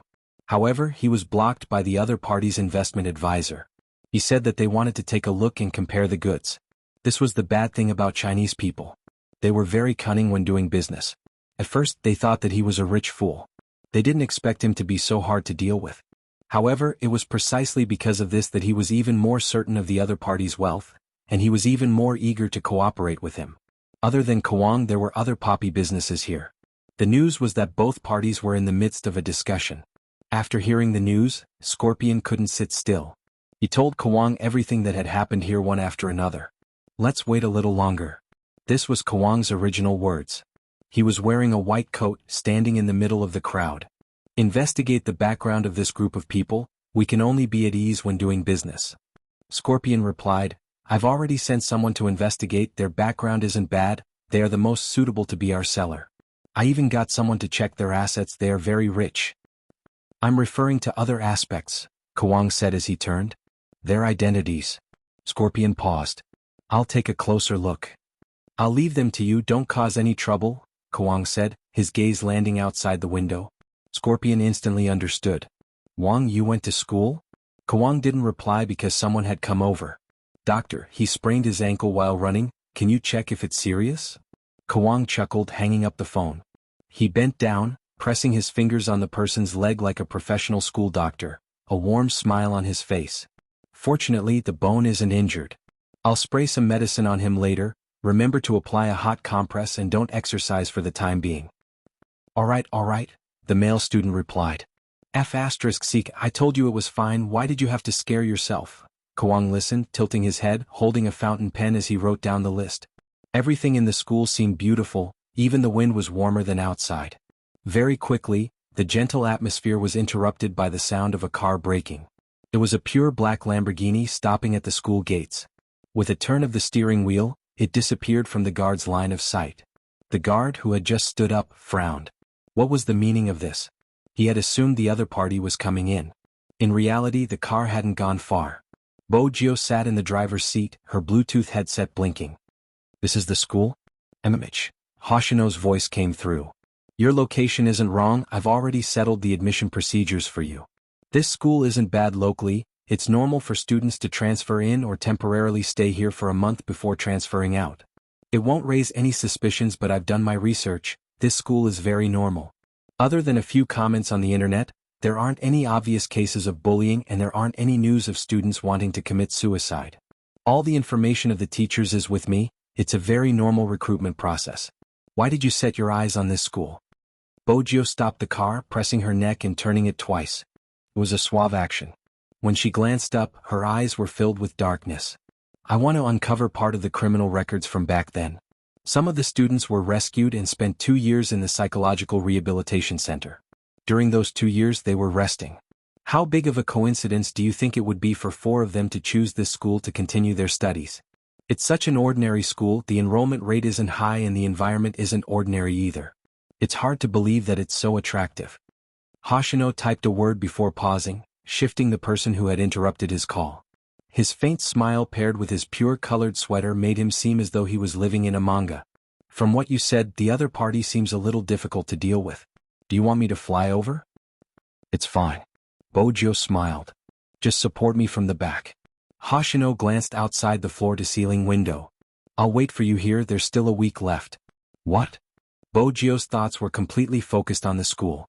Hoshino carried the cat and placed it on his shoulder. He had always been gentle when facing Bojio. There's still a week before the Asian Cup. The people from Supreme Alliance are all waiting for you. Hey, Vice Captain over there, are you strengthening our enemy camp? Yusishin couldn't stand the fact that someone was ignoring him. He raised his voice with a lazy and mocking tone. Bojio heard him and arched a brow. Why is it him again? Hoshino smiled but didn't say anything. Bojio pouted. Why didn't you throw this young master out? I can't throw him. Hoshino walked to the side of the table, probably to get the cat to leave. Unfortunately, there were times when a certain cat wasn't cooperative. It was obvious that it followed its owner very well. Yusishin was very smart. He held onto the table and laughed. Are you bad-mouthing me? Bojio heard this sentence. She was frank, a devilish smile on her face. It seems like a certain gang is about to close down. If not, how could they tolerate the head of a family freeloading outside? I didn't like you in the past, but now. You see, Shin paused. The sharpness in his eyes explained everything. Hoshino roughly understood that some people were born with incompatible auras, for example, these two. But very quickly the other party hung up. When he turned back, the ruthless 10th sect, which was feared by the underworld, had a cold expression on his face. It was obvious that he had lost the argument. With a wave of his hand, his phone was destroyed. Hoshino sat there with a cup of coffee in his hand. He didn't care about the other party's actions. After all, he had already sent the message. If it was possible, he wanted to fly over. After all, there were too many uncertainties in the operation in the school. If he couldn't find anything, he would be even more worried. Of course, Bojio wouldn't come to this school without any preparations. No one could find the operation team. Young Master Tang could only provide her with such information. After discovering this phenomenon, the military had sent people to investigate in secret. Based on the information Bojio received, there were 3 teachers who came from the military. But strangely, no matter who came, they couldn't find anything strange. Ever since she found out about the mission Chinamo had taken in the past, Bojio swore that she wouldn't let him fall into such a situation again. Since she was going to save him, she had to make things simpler. Little Blackie, find a place and wait for me. Don't forget to lock the door automatically. Bojio reached out, lifted the black bag and slammed it onto her shoulder. She pushed the car door open and walked towards the middle school that wasn't far away. This time she didn't have silver hair. Instead, she had dyed her hair black. She looked like a clean little brother that people often saw in school. The school uniform here was different from the one in Jianghu City. It was a very Chinese sportswear. But even so, the clothes didn't fall down on Bojio. Instead, it made her look more refreshed. Bojio's blue jacket was half open and she wore a white t-shirt inside. Bojio appeared in front of the security guard. The security guard didn't stop her. He assumed it was a student who was late after the lunch break. But when did such a handsome boy appear in their school? The security guard was still questioning her when Bojio walked towards the teacher's office. She had always trusted Hoshino's efficiency. It was a perfect identity. When the teacher from the teacher's office saw Bojio, she glanced at the information on the computer. Then she lifted her head to look at the student. With this face, it was no wonder he had delayed his studies because of a girl. Even if you only stay here for a month, I hope you can integrate into our class. This year is very important to you. Also, our school forbids students from dating at such a young age. I want to make this clear to you first. I hope you won't make this mistake. Bojio smiled. I'll listen to you. The teacher nodded. She closed the information in her hands. I'll bring you to the classroom. The students in the class were very curious about the new student. After all, it meant that they had a new toy. However, when some of them saw the young man standing on the stage, they put away their thoughts and exchanged glances with each other. She reached under the table and pressed her phone. Did you see him? He's so handsome. He has canine teeth when he smiles. It seems like he has a good family background. We got lucky. Should we cancel the prank game? We must cancel it. Pull him in and let him play with us. That's a good idea. The few girls smiled at each other. When they lifted their heads, the youngster had finished introducing herself. The young man had already finished his self-introduction with a smile on his face. There are 2 empty seats. Which one do you want to sit on? The teacher asked. Bojio glanced up. Her gaze landed at the back. It was a place that every classroom had, the place where the broom and dustpan were. Similarly, many people weren't willing to sit there. Under normal circumstances, it would be empty. But in this classroom it wasn't. Bojio retracted her gaze. She grabbed her bag and walked over. There was a person sitting there. His shoulders were hunched and his figure was slightly out of shape. But that wasn't the reason why Bojio stopped. It was because of the injury on her face. Even though it was covered by her hair, the injury was still visible. It wasn't obvious and others might not have noticed it. But Bojio was too familiar with it. She placed her bag down with a thud. Even the teacher from the teaching department frowned, but she didn't say anything. On the other hand, the girls narrowed their eyes. Why is he sitting there? He doesn't know the rules here. He will understand in a few days. That poor B** starred is really lucky. I'll wait and see. It was a chat group. Many people in the class were in it. Whoever wasn't in it meant one thing. That person had been kicked out by them. In essence, being kicked out meant abandonment. Those who didn't know anything and liked to lie were poor. They weren't fit to be with them. This was probably the easiest psychological cue to trigger at this age. Most of the time, the formation of such psychological cues was due to the environment. It was a simple matter. If the environment was different, the growth of the child wouldn't be different. In a class, if there were more than 10 students who liked to compare and use money to settle things, the atmosphere would change. Especially for girls. Gradually, the atmosphere would change. The change would be silent. Unknowingly, everyone's topic would change too. Your shoes are so beautiful. Which brand is it? I want to buy a pair too. Or, my dad gave me 1,000 today. I'll send red packets in the group or treat everyone to a meal. The phone is so hard to use. I'll change to the iPhone 7. Perhaps a long time ago, everyone was not like this. As for when exactly it started to change, even they themselves did not know. There was nothing wrong with spending money. There's nothing wrong with having too much money to burn. The problem was that the money parents earned in 3 days might only be enough for their children to treat their classmates to a birthday party. Every parent didn't want their children to look more pitiful than others in school. Hence, they would try their best to give them the best. But most of the time, the monster in the heart was nurtured. We gave them material things, but we didn't teach them how to control it. In school, the methods used to ostracize someone were even more unbearable than in society. The entire class was discussing a topic. No matter what you said, they wouldn't allow anyone to interrupt. Regardless of whether they were pretty or not, the girls who liked to huddle would sit together during breaks or go to the washroom together. Bojo chose to sit at the back not only because she saw some problems but also because she could see the entire situation in the classroom. In just a minute's time, she could already tell who was in control of the class. That's right, it was control. Anyone who was observant would be able to see that the entire class revolved around the 5 girls. They loved to set the pace. The more they did so, the more attention would be focused on them. It was obvious that they enjoyed the attention. At the same time, Bojo could tell that there was something hidden in their eyes when they glanced over. Perhaps this was the difference between pretending to be a teacher and a student. When you are a teacher, you will never know what kind of undercurrents are surging in the classroom. Perhaps the plump girl had already felt it, which was why her expression changed. Bojo twirled the pen, her voice low. Someone bullied you? The girl turned her head and looked over, her eyes red. She hesitated for a moment but didn't say anything. Instead, she pulled the wooden chair out. Even her back was slightly hunched as she walked out. As soon as she went out, the other girls followed her out. Bojo placed the carbon pen down.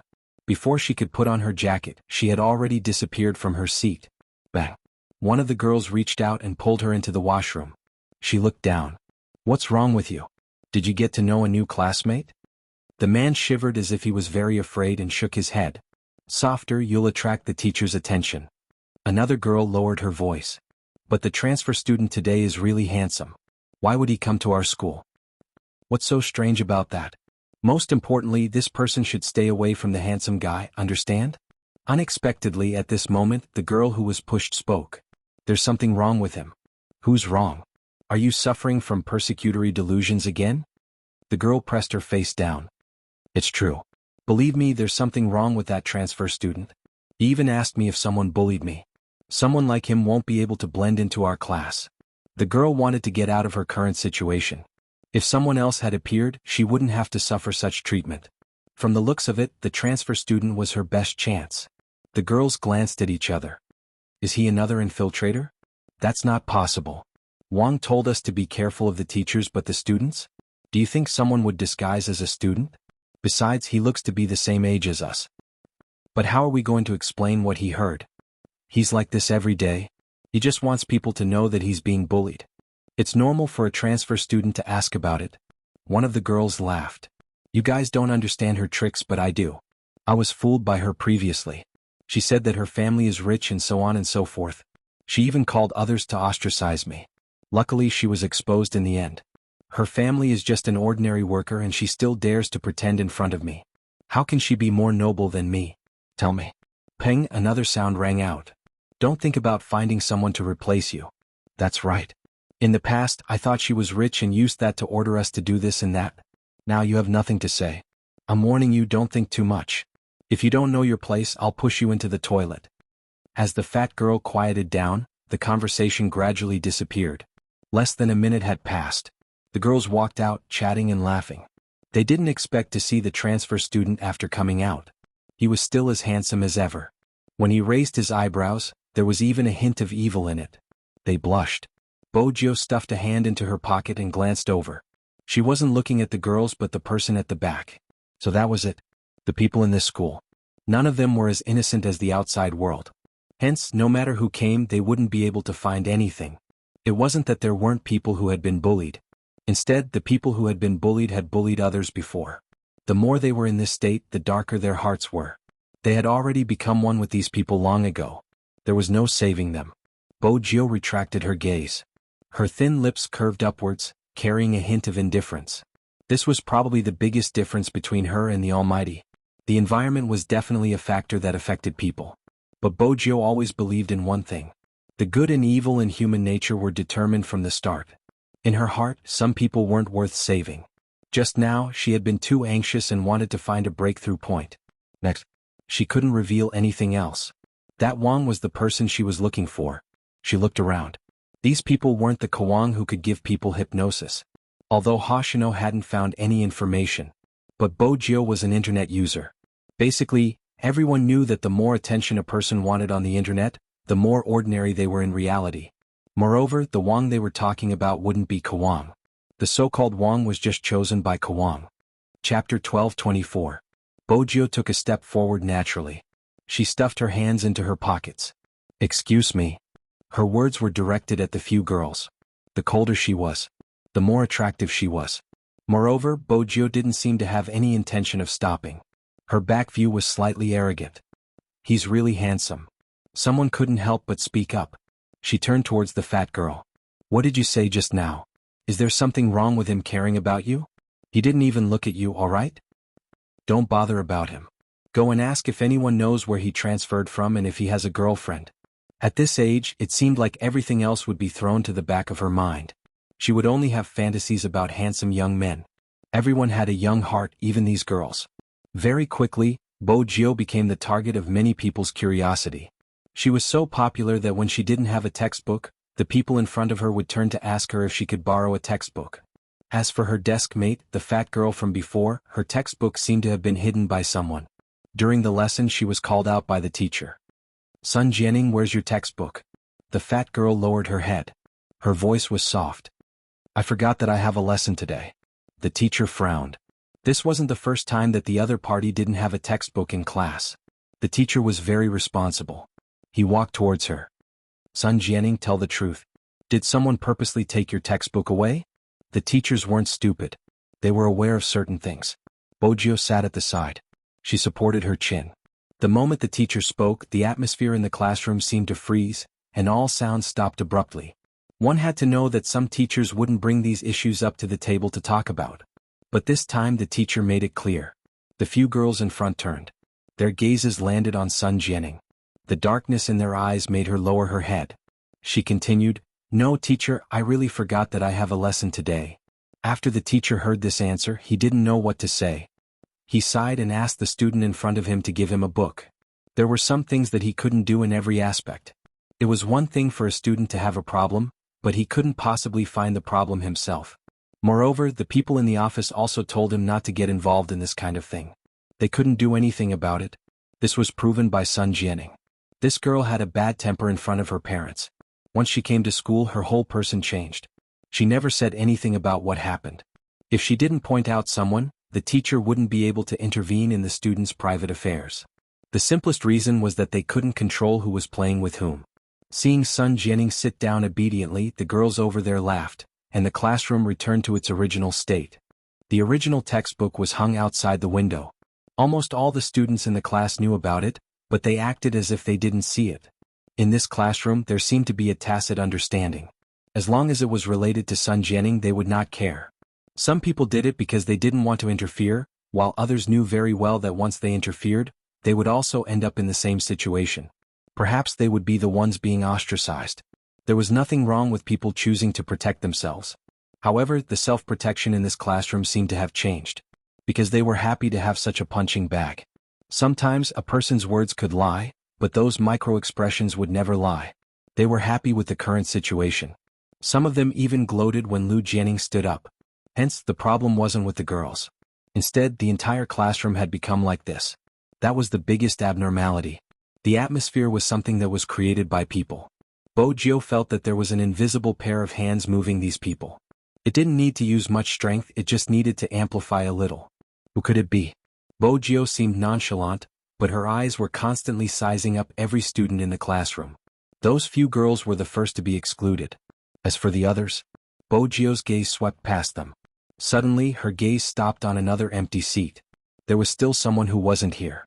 Bojio's fingers tapped on the table subconsciously.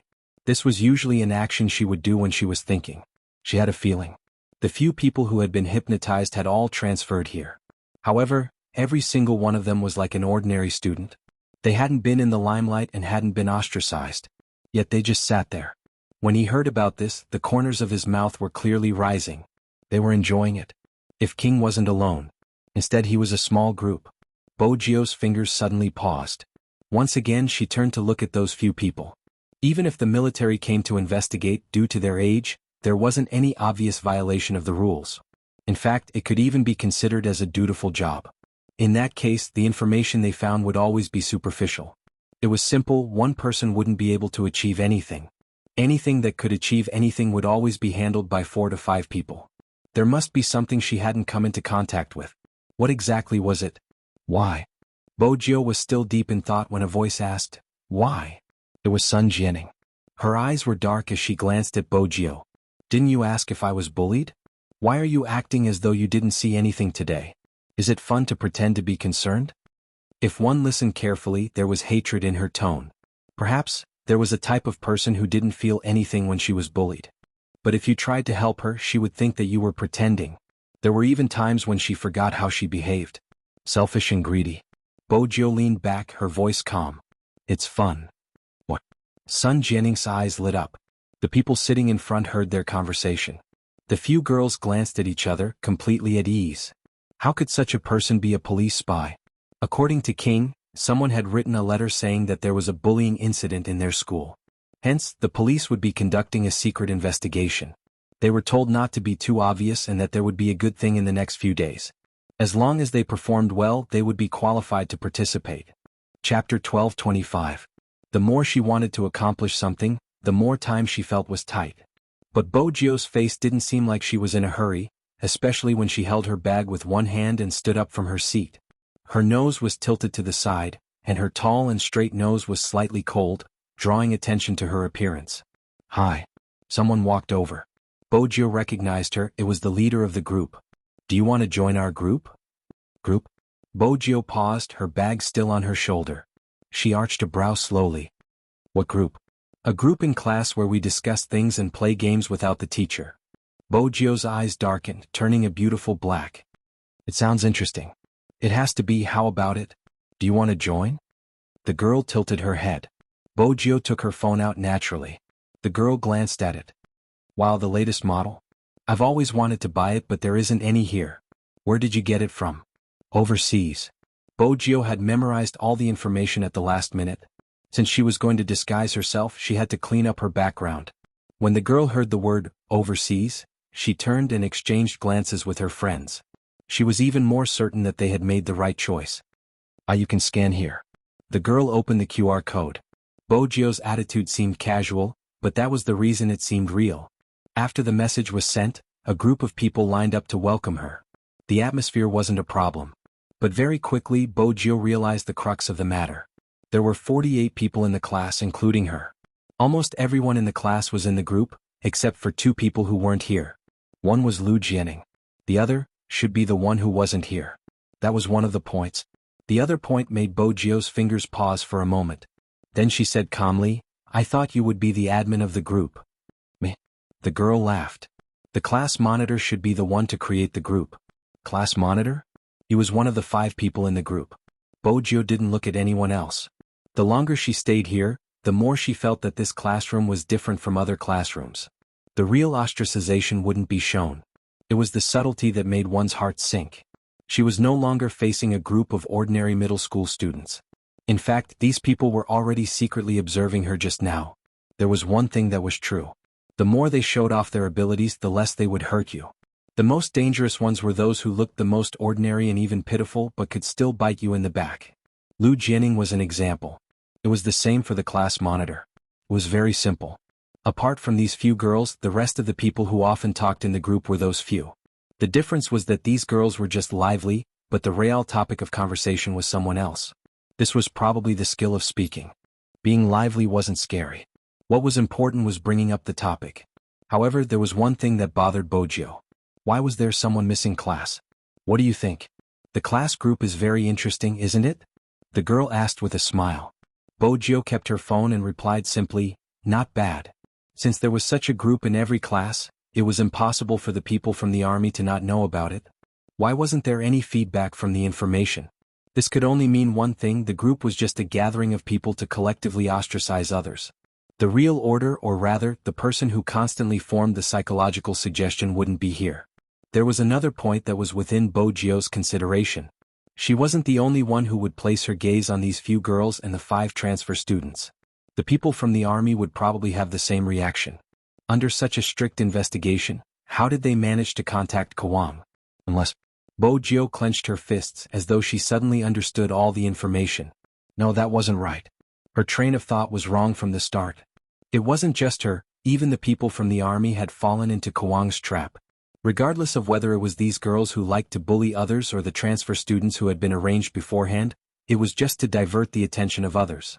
Even if someone came to investigate, the target would be focused on this and ignore everything else. At this moment, Bojio was reminded of what the Almighty had told her. The true nature of psychological guidance was similar to magic, because there was no difference in the way it was operated and the effects were the same. The more powerful the magician, the more attention he could divert. When you paid too much attention to one thing, it would be easy to neglect other things. Bojio's eyes lit up. She should know who exactly King was. Kawang was a criminal psychologist. In the Almighty's words, he was probably a multi-level marketing brainwasher. Such a person would find stupid people to do the low-level work. But he wouldn't let stupid people do the work for him. Hence, this king had to be smarter than anyone else and had a clearer vision than anyone else. The student who hadn't come. Bojio carried her bag. When there was no one behind her, she found a staircase and stopped. Then she moved and hid inside. When she unzipped the bag, the contents were revealed. They were all electronic devices. Laptops, chargers, and small listening devices. No one had noticed that while they had been chatting with Bojio, the listening devices had been spread out and placed on their bags. Bojio didn't seem to care if the floor was dirty. She leaned against the wall and opened the small laptop. Without a second word, she used the school network to enter from the inside. She avoided the firewall and used the virtual IP address to tamper with the program, locking onto the student's file. In less than a minute, a photo appeared on the laptop screen. It was a boy. He had decent looks and even seemed gentle. Perhaps it was because of his gentleness. His face looked a little sickly. From the information, he seemed to come from a wealthy family. But the reason for the long leave was very vague. Bojio glanced at the description. Poor health? What else? Bojio was just about to pull the preview down when the screen stopped. Suddenly, the sound of footsteps could be heard from the other side. Bojio's fingers paused. The figure was getting closer and closer. When it was right in front of her, the white coat fluttered with the wind, carrying a faint smell of formalin.